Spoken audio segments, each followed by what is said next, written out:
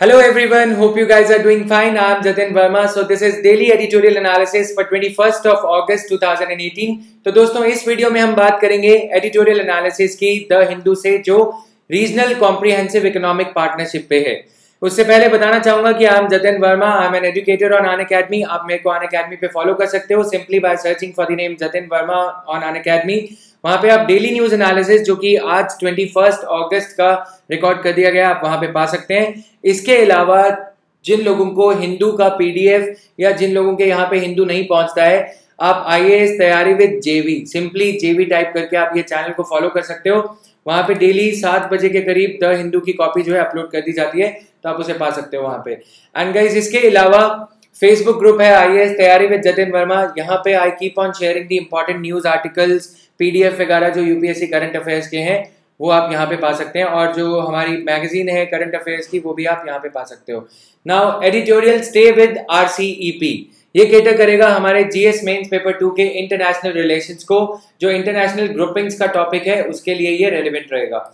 और guys start करते हैं इसे। उससे पहले जानेंगे पहले factual details. Regional comprehensive economic partnership है क्या?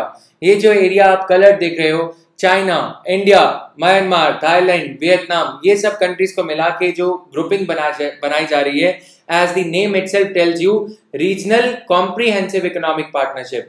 सो ये कॉम्प्रिहेंसिव होने जा रहा है बहुत ही। और अगर इसकी फैक्चुअल डिटेल्स देखें, it's a proposed free trade agreement between all these countries, between the 10 member states of Association of Southeast Asian Nations, Brunei, Cambodia, Indonesia, Laos, Myanmar, Vietnam, Philippines, Singapore, or Thailand, Vietnam, and the 6 Asia Pacific states with which ASEAN has existing free trade agreement. And free trade agreement Australia, यानी कि ये countries हैं Australia, China, India, Japan, south Korea and New Zealand. RCEP negotiations were formally launched in November 2012 at the Asian summit in Cambodia. और उसके बाद 2017 में prospective RCEP member states का अगर हम जीडीपी और ये सब मेट्रिक्स से हम जानने की कोशिश करें, इनकी पॉपुलेशन है 3.4 billion people with total GDP of around $50 trillion, approximately 39% of world's GDP. इसका एक कॉम्पिटिटर था trans pacific partnership. Trans pacific partnership idea को डोनाल्ड ट्रंप जब पावर में आए, प्रेसिडेंट ऑफ यूएसए बने, तो उन्होंने उस आइडिया को ड्रॉप कर दिया है। Trans pacific partnership USA led था, ये बेसिकली इसे बताया जा रहा है चाइना, जापान और ऑस्ट्रेलिया लेड है ये रीजनल कॉम्प्रिहेंसिव इकोनॉमिक पार्टनरशिप। अब वर्ल्ड्स लार्जेस्ट इकोनॉमिक ब्लॉक होने जा रहा है, क्योंकि अब ये पैसिफिक पार्टनरशिप तो है नहीं। According to estimates by agencies like Pricewaterhouse Coopers, GDP जो मेंबर स्टेट्स का है $250 ट्रिलियन हो सकता है 2050 तक, और ये काफी बड़ा फिगर है। अगर इंडिया इस बस को मिस कर देता है, अगर इंडिया इन कंट्रीज का कॉम्प्रिहेंसिव ग्रुपिंग का मेंबर नहीं बनता है ड्यू टू वन रीजन और द अदर, तो India will lose out on this big opportunity. अब बात एडिटोरियल की। नेगोशिएशंस जो है रीजनल कॉम्प्रिहेंसिव इकोनॉमिक पार्टनरशिप पे among the 16 Asian and Pacific ocean countries have entered a decisive phase. जैसा कि हमने देखा कि एक डिसाइसिव फेज में ये एंटर कर रहा है, तो most potential member countries of the grouping जो कि 10 एशियन मेंबर्स हैं, उन्होंने free trade agreement partners Australia, China, India, Japan, New Zealand और republic of Korea, they would like to see a substantive agreement on trade by the end of this year. नवंबर 2018 में इसको fructify करने की बात रखी गई थी। अब वो कहां तक हो पाएगी, कहां तक वो पूरा हो पाएगा ड्रीम, ये एक क्वेश्चन मार्क है इस पे। सिंगापुर में हुई मीटिंग में which is driving the effort as current ASEAN chair. Singapore जो है एशियन कंट्रीज का चेयर है। Countries which still have issues with the outline of the agreement reach so far may be told politely to step aside and allow a smaller group to go ahead। यानी कि जैसे India के कुछ concerns हैं, India ये चाहता है कि हमें हमारे जो वर्क फोर्स है उनके लिए इन कंट्रीज में एंट्री दी जाए, इन कंट्रीज में फ्री ट्रेड एरिया में फ्री ट्रेड एग्रीमेंट के अंदर इंडिया का ये मुद्दा भी सॉल्व किया जाए। तो India is among the countries that will have to take a call at this point कि whether India wants to join the bus India wants to board the bus और India wants to miss out on this opportunity also. अगर हम देखें ASEAN grouping के साथ भी India का यही इशू था। ये एशियान कंट्रीज ये कहती हैं कि हमारे प्रोडक्ट्स को इंडियन मार्केट में फ्री ट्रेड एग्रीमेंट के तहत आने दिया जाए, लेकिन इंडिया ये कहता है कि हमारी वर्कफोर्स है तो वहाँ उन्हें भी आने दिया जाए। साउथ कोरिया ये कहता है कि हमारा जो स्टील है या कार्स हैं उन्हें इंडिया में बिना किसी ड्यूटी के आने दिया जाए। इंडिया ये कहता है हमारा जो ह्यूमन पावर वर्कफोर्स है या जो कॉल सेंटर सर्विसेज हैं उसके लिए फिलीपींस जैसी कंट्रीज में इंडिया को फ्री ट्रेड एग्रीमेंट में सर्विसेज को इंक्लूड किया जाए, इंडिया जिसमें स्पेशलाइज्ड है, लेकिन ये कंट्रीज नहीं मानती। अब यही मुद्दा जो एशियान के साथ में था वही का वही same matter is feeding into the negotiations और obstacles in the way of RCEP and India negotiations. तो गवर्नमेंट का जो डिसीजन है, गवर्नमेंट ने ग्रुप ऑफ 4 मिनिस्टर्स बनाया है to advise prime minister Narendra Modi on the path ahead, indicates the seriousness of the situation. India's concerns with RCEP negotiations thus far are manifold। क्या क्या concerns हैं, लेकिन but some concerns have been addressed। कुछ जो India की आपत्तियां थी इसको लेके उनको एड्रेस कर दिया गया है RCEP द्वारा। सबसे बड़ी चीज थी, first is greater access Chinese goods will have to Indian market, a problem given India's massive trade deficit। India का ट्रेड डेफिसिट चाइना के साथ में ऑलरेडी $100 बिलियन तक पहुंच जाएगा, राइट। तो उसको ध्यान में रखते हुए इंडिया ने ये कहा था कि इनसे चाइनीज गुड्स के लिए ज़्यादा एक्सेस नहीं होना चाहिए। तो इसके लिए, इसको सॉल्व करने के लिए India is the one country that doesn't have FTA with China. इसकी चीज़ को ऑलरेडी हाई ट्रेड डेफिसिट को ध्यान में रखते हुए इंडिया ने इसके साथ चाइना के साथ में फ्री ट्रेड एग्रीमेंट नहीं साइन किया है, जबकि काफ़ी सारी कंट्रीज जैसे साउथ कोरिया और चाइना के बीच में ये एग्रीमेंट है। तो गवर्नमेंट ने प्रपोज किया है differential market access strategy for China which others are inclined to accept। Government of India ये कह रही है कि डिफरेंशियल मार्केट एक्सेस दिया जाएगा चाइनीज गुड्स जब इंडिया में जो है बेचने के लिए, चाइनीज गुड्स जब इंडियन इकोनॉमी में एंटर करेंगी तब डिफरेंशियल मार्केट एक्सेस, बाकी गुड्स के लिए नहीं। बाकी सभी कंट्रीज ने, एशियान ग्रुपिंग की जो कंट्रीज हैं या जो RCEP कंट्रीज हैं, उन्होंने इस आइडिया को एक्सेप्ट किया है। और उसके बाद ब्रेक थ्रू आया वुहान समिट के बाद, इंडिया और चाइना ने भी प्रोग्रेस इस पे अचीव करी है on addressing the trade deficit with China, increasing access for Indian goods such as pharma and agricultural products। Second concern, demands by other RCEP countries for lower customs duties on a number of products and greater access to market than India has been willing to provide। तो greater access, second concern India का ये है, India नहीं चाहता कि agricultural commodities में और जो हमारी MSME सेक्टर है उसमें भी इन कंट्रीज को प्रवेश करने, इन कंट्रीज के गुड्स को एंटर करने का फ्री ट्रेड एग्रीमेंट में प्रावधान रखा जाए। लेकिन more developed RCEP countries Australia और सिंगापुर, वो लोग विलिंग नहीं है टू अकोमोडेट इंडिया की ये डिमांड उन्हें अनुचित लगती है। They think that it is what is the idea of RCEP then.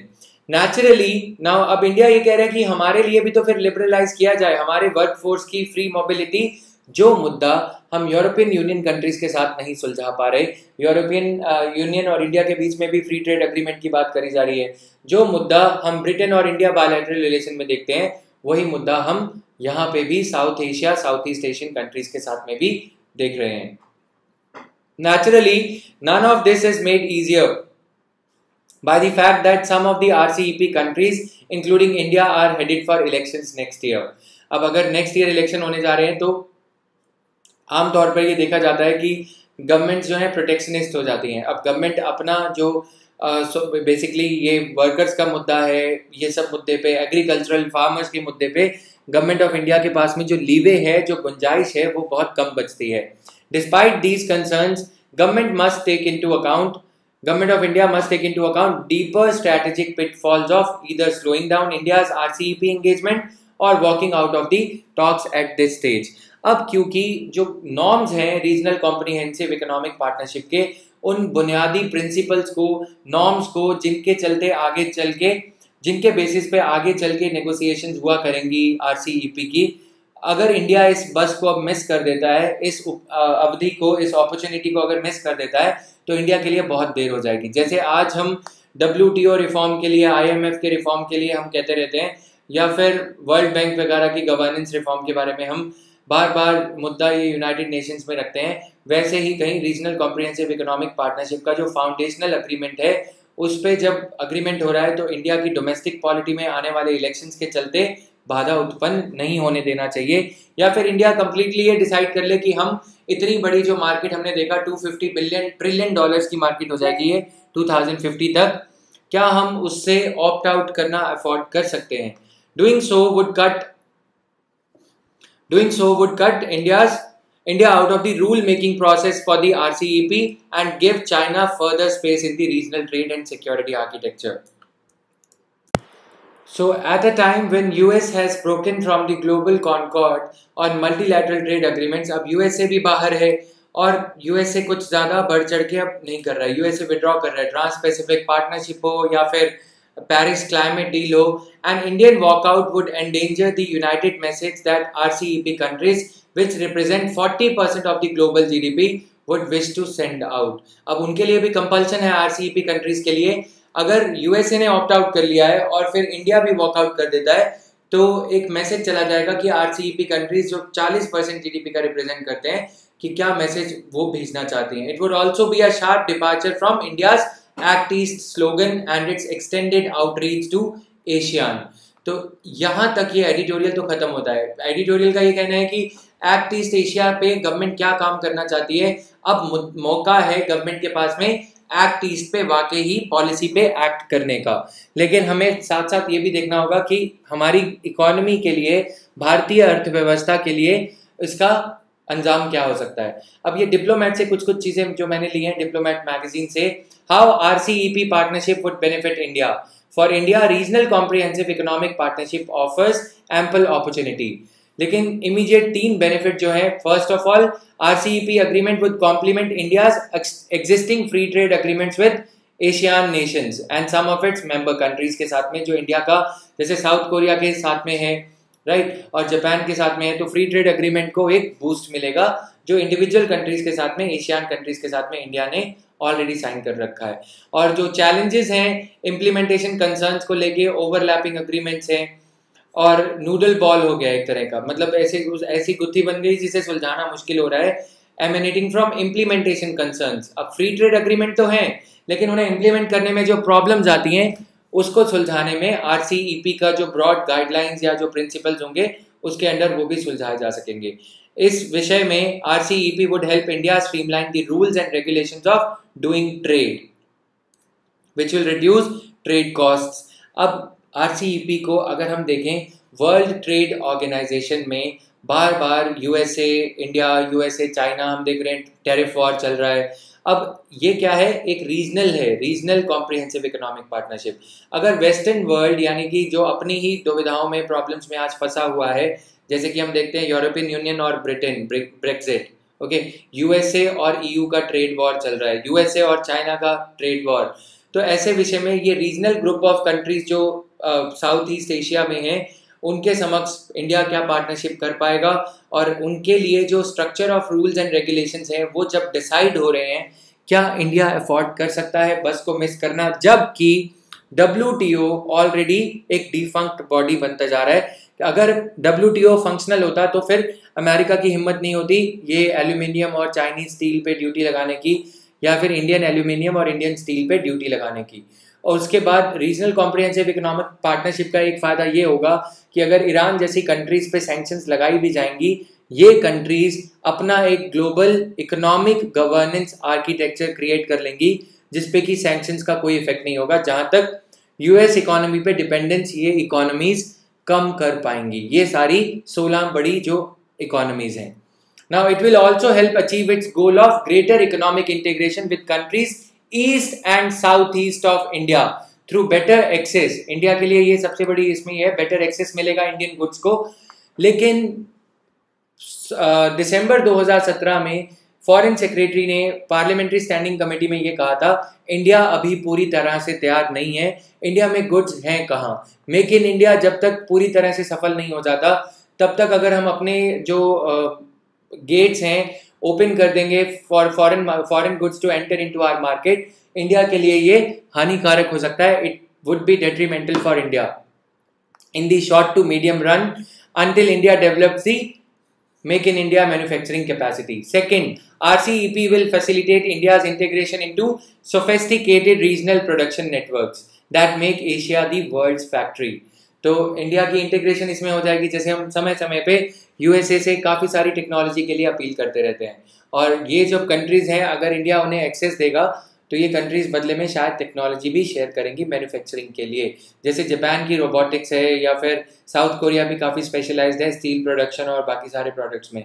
RCEP is expected to harmonise trade related rules, investment and competition regimes of India with those of other countries of group. Australia, Singapore, Japan, इनके साथ में हमारा जो trade related rules हैं वो harmonise हो जाएंगे. Domestic policy reforms on these areas हमें करने होंगे through domestic policy reforms. This harmonisation of rules and regulations would help Indian companies plug into regional and global value chains. Global value chains में India जो है fit बैठ जाएगा and would unlock the potential, true potential of Indian economy. लेकिन हमारी जो कुछ कुछ शर्तें हैं वो भी इन कंट्रीज को माननी चाहिए, जैसे कि वर्कर्स के लिए free visa access, free mobility of worker. अगर फ्री मूवमेंट ऑफ गुड्स है तो फ्री मूवमेंट ऑफ वर्कर्स भी होना चाहिए, और फ्री मूवमेंट ऑफ गुड्स है तो फ्री मूवमेंट ऑफ और फ्री अवेलमेंट ऑफ सर्विसेज भी होना चाहिए. इंडिया की जो इकोनॉमी है वो सर्विसेज सेक्टर में ज़्यादा हमने स्पेशलाइजेशन गेन किया है, तो सर्विस सेक्टर के लिए भी वहाँ पे हमें अपॉर्चुनिटी उन कंट्रीज में मिलनी चाहिए. There would be a boost to inward and outward foreign direct investment, particularly export oriented FDI. तो ये कुछ जो चीज़ें फ़ायदे जो हमें वहाँ से मिले तो हम उन्हें ले सकते हैं. Third, India enjoys a comparative advantage in areas such as information and communication technology. यहाँ पे ये कंट्रीज बहुत स्मार्टली इंडिया को जो इस आवाज़ को, इंडिया की इस मांग को दरकिनार कर रही हैं, डिसरिगार्ड कर रही हैं. प्रोफेशनल सर्विसेज, हेल्थ केयर और एजुकेशन सर्विसेज.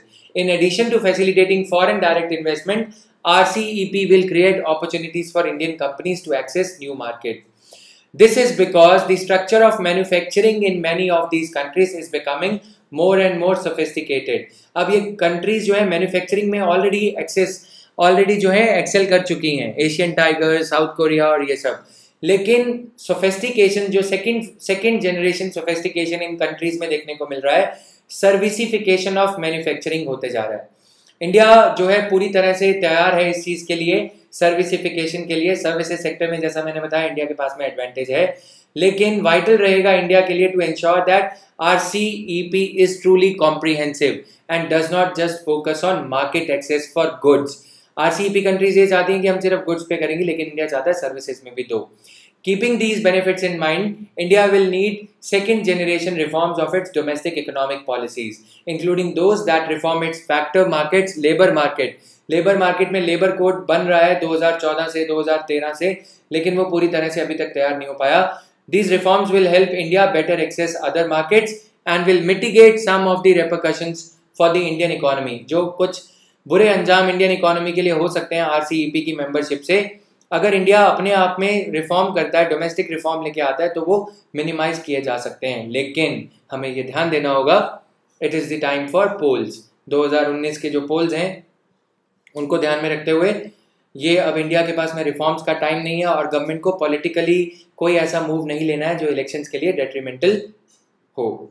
इसी के साथ ही एडिटोरियल खत्म होता है, और आप PDF जो है इसका टेलीग्राम IAS तैयारी विद जतिन वर्मा और फेसबुक ग्रुप से भी डाउनलोड कर सकते हैं. Thank you, have a great day, bye bye.